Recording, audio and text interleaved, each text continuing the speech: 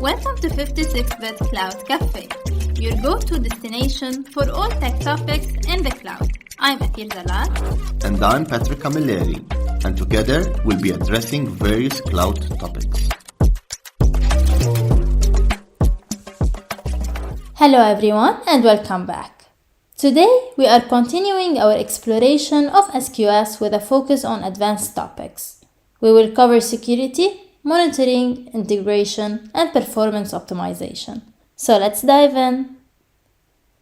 Security is always a critical concern. How can we ensure security and compliance when using SQS? SQS offers very robust security features. Most AWS services do this. They integrate with IAM, which is the service from AWS that allows you to set policies, to define permissions and users and roles, and SQS integrates with it very well. It allows you to define who can access the queues, who can read, who can write, who can delete, and ultimately also allows you to specify who can change the attributes, the properties of those queues. But it also offers, SQS also offers encryption. There is encryption at rest, which is an AES-256 encrypted messages on the servers when they are saved on the disks, and also encryption in transit, where you can use KMS, the key management service of AWS, to transfer the messages in an encrypted manner. Finally, it also offers auditing. So SQS API calls, any reads, writes, deletes, etc., they can all be tracked using CloudTrail for compliance purposes.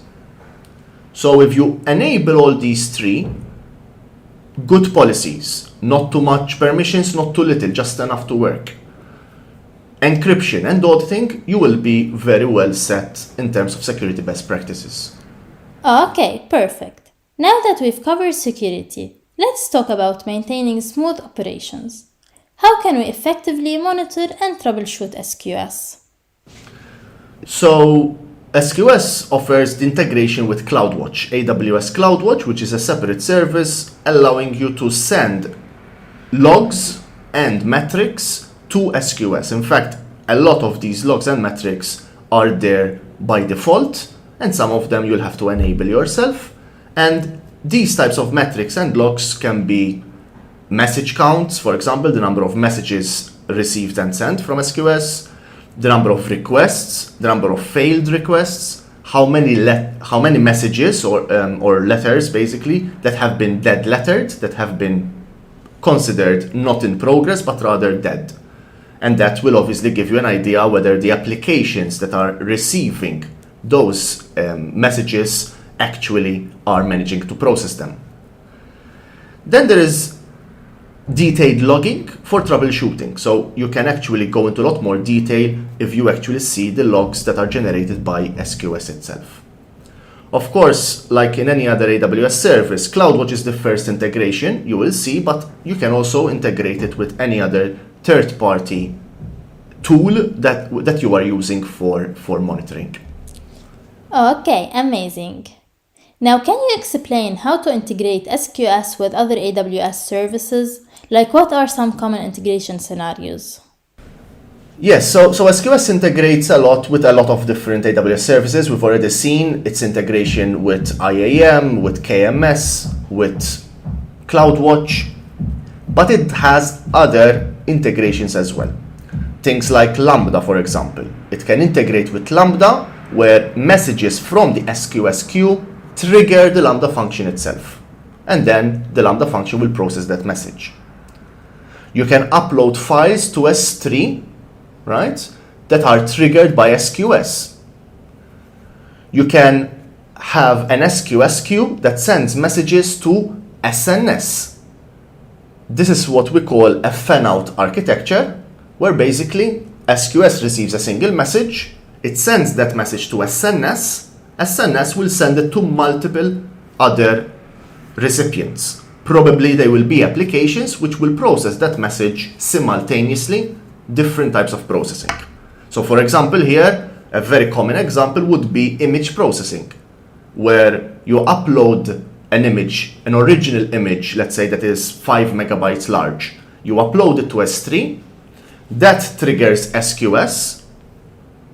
SQS triggers SNS, and SNS will trigger, let's say, 4 or 5 Lambda functions. Each Lambda function will grab the image and will reduce it to different sizes. One will change it to a PNG and make it 1 megabyte. The other will create a thumbnail. Different types of processing on that image. And then finally, those Lambda functions can save those outputs, those different types of images, onto another S3 bucket. So you have a whole loop there of integrations that allows serverless and very scalable, efficient, and secure processing of that image. Finally, you can use step functions. Step functions are workflows that you can create, and SQS has good integration with step functions that allows you to trigger all this in an easy to view and easy to handle workflow. So this workflow that we just mentioned about image processing would be great if you integrate it into a step function. So you can visually see all these images being processed throughout the whole workflow. Now to wrap up our series, let's focus on performance. What are some best practices for optimizing SQS performance?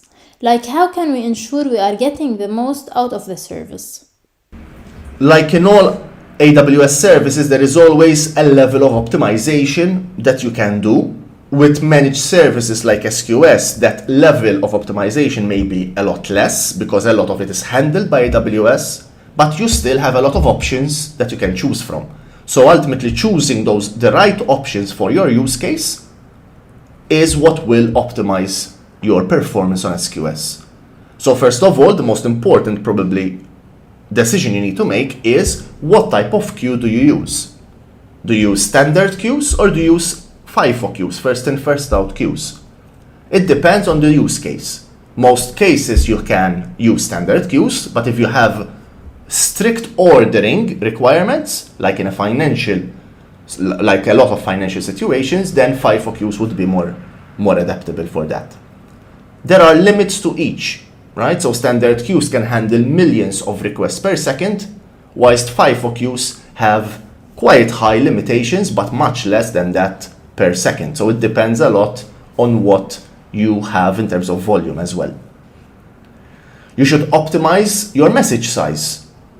If messages are smaller, the limit is around 256 kilobytes, but if messages are smaller than that, the processing will be faster and you will have lower data transfer costs as well. Batching. There is an option to do batches. So instead of receiving one message from SQS, an application that receives a message, instead of receiving one, it can open a single connection and receive 10 messages, for example. Again, there are limits to how many you can receive, but that makes it a lot less costly and a lot more optimized. We've already mentioned dead letter queues. I think it's worth mentioning it here again. So if you configure dead letter queues, basically you are handling messages that have failed to be processed. So these end up in a different queue, and that then you can go and handle those processing errors manually or decide to discard them. It's up to you. And finally, the most important thing when it comes to optimization is gathering data, ensuring that you are monitoring the metrics and logs of that queue and adjusting these parameters as required. And by now, we've reached the end of our episode. We hope these insights help you make the most of this powerful service. Thanks for listening, and as always, happy cloud computing! If you have questions, suggestions, or want to share your feedback, connect with us on social media. Also, don't forget to subscribe to our podcast and to leave us a review to help others find their way to the Cloud Cafe.